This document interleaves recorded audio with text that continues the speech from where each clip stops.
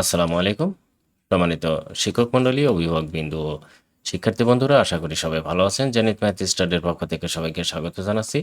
Syllabus প্রকাশিত হয়েছে আজকে। এটি ষান্মাসিক সামষ্টিক মূল্যায়ন 2024-এর এনসিটিভি থেকে প্রকাশ করা হয়েছে। নবম শ্রেণীর সকল বিষয়ের এই সিলেবাসটা নিয়ে আমি আলোচনা করব। তো চলুন সিলেবাসগুলো দেখে নেই।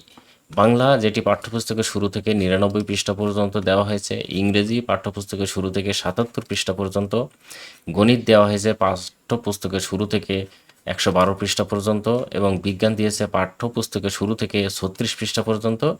ইতিহাস ও সামাজিক বিজ্ঞান দেওয়া হয়েছে পাঠ্যপুস্তকের শুরু থেকে 73 পৃষ্ঠা পর্যন্ত, এবং ডিজিটাল প্রযুক্তি দিয়েছে পাঠ্যপুস্তকের শুরু থেকে 70 পৃষ্ঠা পর্যন্ত। জীবন ও জীবিকা দিয়েছে পাঠ্যপুস্তকের শুরু থেকে 90 পৃষ্ঠা পর্যন্ত। এগুলো সব সিলেবাস ষান্মাসিক সামষ্টিক মূল্যায়নের জন্য।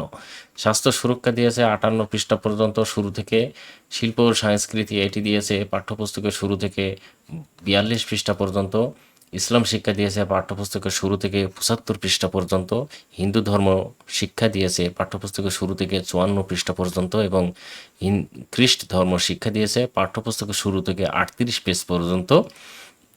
এটা হচ্ছে সিলেবাস। এবং বৌদ্ধ ধর্ম শিক্ষা দিয়েছে পাঠ্যপুস্তকের শুরু থেকে 56 পৃষ্ঠা পর্যন্ত। এগুলো সব যা দিয়েছে এগুলো সবই ষান্মাসিক শিক্ষণকালীন মূল্যায়নের সিলেবাস, এবং বার্ষিক বাকিগুলো থাকবে। এটা তো আমরা বুঝতে পারছি, তাই না? এই এখানে বলে রাখা ভালো যে, যেহেতু 13 তারিখ থেকে শিক্ষা প্রতিষ্ঠান ছুটি হয়ে যাচ্ছে, এবং এই ছুটির মধ্যে প্রয়োজনে অনলাইনে ক্লাস নিয়ে সেই ক্লাস অভিভাবকের মোবাইলে অথবা সামাজিক যোগাযোগ মাধ্যমে পৌঁছে দেওয়ার চেষ্টা করতে হবে। এটি নির্দেশনা দেওয়া আছে প্রয়োজনে। এবং জোড়াই কাজ যেগুলো আছে সেই কাজগুলোকে প্রয়োজনে একক কাজ দিয়ে সিলেবাসটা কমপ্লিট করতে হবে। কেননা যে ছুটি যাচ্ছে, ছুটির মধ্যে কিন্তু সিলেবাস শেষ করতে হবে, এবং শিক্ষকদের বলা হয়েছে যে যে কোনোভাবে যোগাযোগ করে এই সিলেবাসটা কমপ্লিট করার জন্য। ওকে, আপনারা ভালো থাকবেন, সুস্থ থাকবেন। আপনাদের মঙ্গল কামনা করে আজকের মতো কন্টেন্ট শেষ করছি। আল্লাহ হাফেজ।